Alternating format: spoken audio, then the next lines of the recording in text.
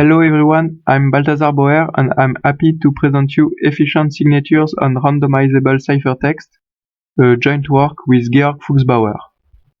Initially, we have studied a primitive called anonymous credentials. In this primitive, there is one entity called the authority, which gives credentials to other entities called users. And if one of these users wants to prove he receives a credential from the authority, he can do it without revealing his identity. It means that if someone speaks with a user, it's computationally hard for him to discover which users proves the validity of his credential. Basically, we can achieve this goal with structure preserving signatures and zero knowledge proofs. And to be more precise, I would like to introduce you an interesting primitive called equivalence class signatures. In this primitive, the messages are vectors of group elements, and this primitive is very analog to standard signatures. There is one setup algorithm, one key generator algorithm which output a signing key and one verification key. There is one signing algorithm which outputs a signature, one verification algorithm which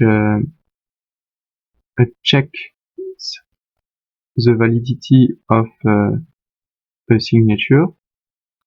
And there is a new functionality, adapt, which allows us to create from a signature of M a new signature of Rm with R a scalar.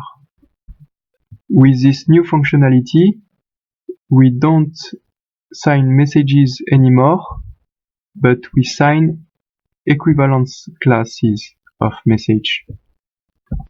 Now, I would like to show you briefly with a toy example why this primitive is useful for anonymous credentials. It's not a real anonymous credential, but just an example to show you the idea. To receive a credential, a user has to send his identity, which is a vector of group elements, to the authority. The authority signs this identity with his secret key. And now, if the user wants to show he receives this credential, he has to randomize his identity and adapt the signature according to the randomness he has chosen. Why randomizing his identity makes him anonymous? It's a good question, and to answer it, we can consider the case with vectors of size 2. Let's call mu the discrete logarithm of m2 in base m1, and consider now this tuple. You now should recognize a Diffie-Hellman tuple. And if the decisional Diffie-Hellman assumption is hard, it means that this tuple is indistinguishable of a group element without any relation. It means that a randomized identity is indistinguishable from another identity. Now I've explained to you what are anonymous credentials and I've given to you the intuition to build such primitive. I would like to speak about an extension of the anonymous credentials, which are delegatable anonymous credentials. There is also one authority in this primitive, which gives a credential to one user, but this user can delegate his credential to another user. Now I would like to show you a way to build such primitive, and this way continues to use equivalence class signatures. But I will not give the construction with many details, and I will just focus on one point. This construction has been developed by Kreitz and Lisanskaya in 2019, and it's very similar to the toy example I've shown to you a few slides before, but a key difference is that the identity is now a verification key. And if the red user wants to delegate his credential to the yellow user, he has to randomize his verification key, exactly like in the previous toy example, because the verification key is still a vector of group elements, and adapt the signature, exactly like in the toy example, but he has also to sign with the signing key associated to his verification key, the verification key of the yellow user. This scheme is very efficient, but there is one anonymity problem.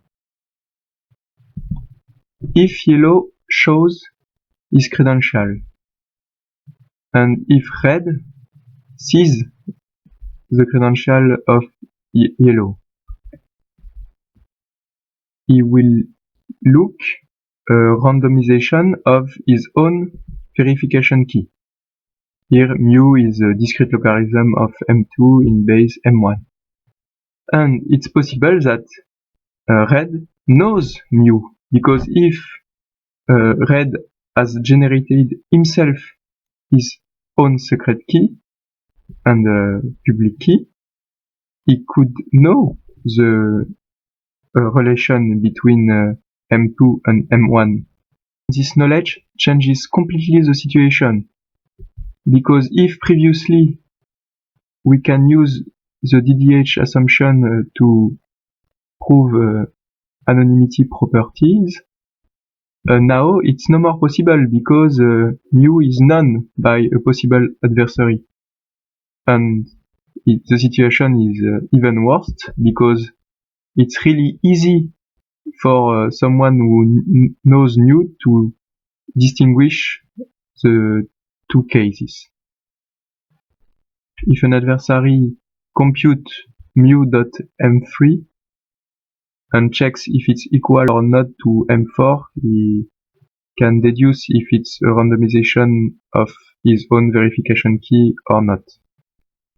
To solve this problem, Kreitz and Lisanskaya have decided to consider a weaker definition of anonymity. Now I've explained the whole context, I can speak about our contribution. So, in the equivalence class signatures, the equivalence class, are vector space of dimension 1.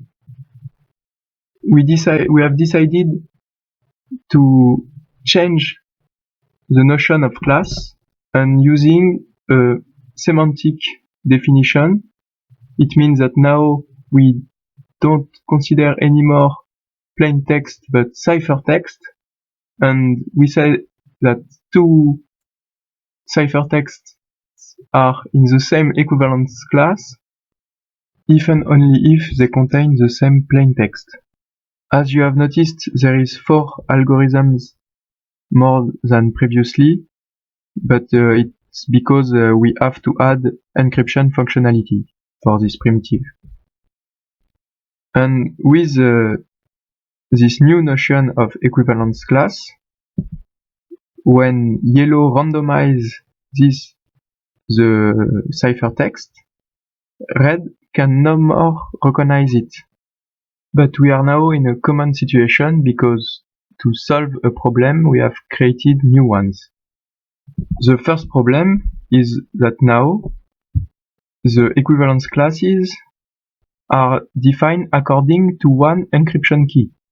And with this reason, if we consider an encryption scheme such as ElGamal, for example, and if we choose smartly the randomness and the encryption key, we can transform every ciphertext to another ciphertext.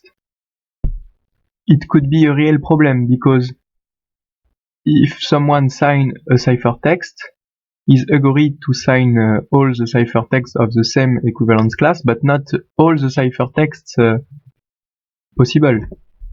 And to avoid this, when we sign and when we verify a signature, we do it accordingly to a specific encryption key. And with this update, now when there is a pair ciphertext and signatures, it's hard to transform it to every ciphertext because the only transformations allowed are according to a specific encryption key. And with these new definitions, it changes a little bit the notion of unforgeability because now the signatures are every time according to an encryption key. In particular, it changes the definition of the trivial forgeries. Now I will quickly explain how we instantiate such primitive.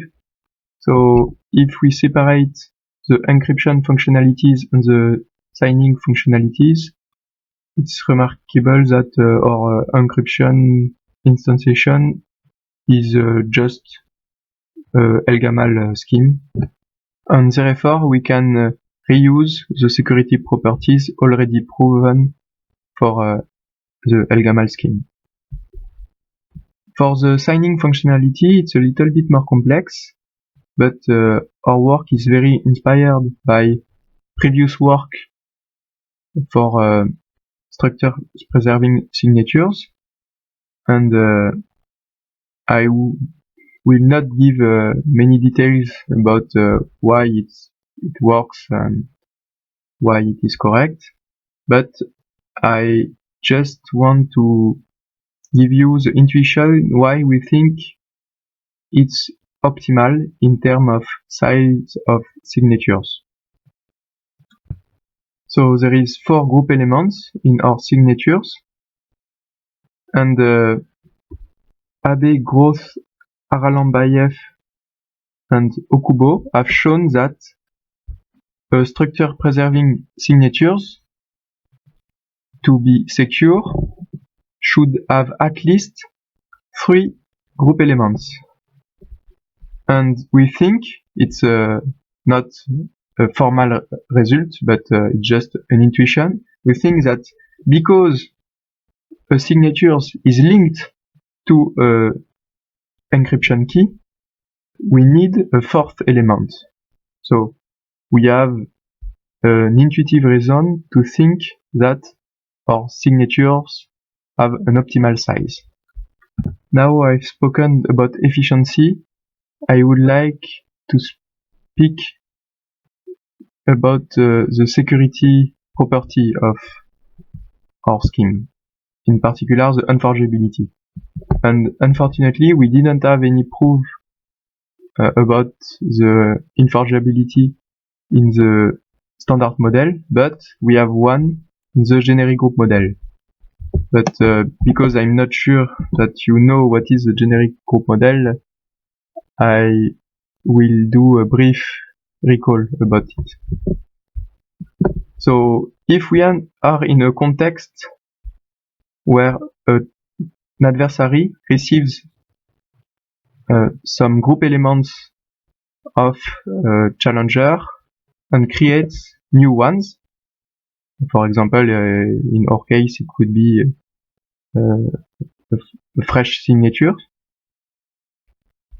If we are in the generic group model, we suppose that the adversary does not have access to the real values of the group elements, but just sees purely random symbols which are not related to their real values.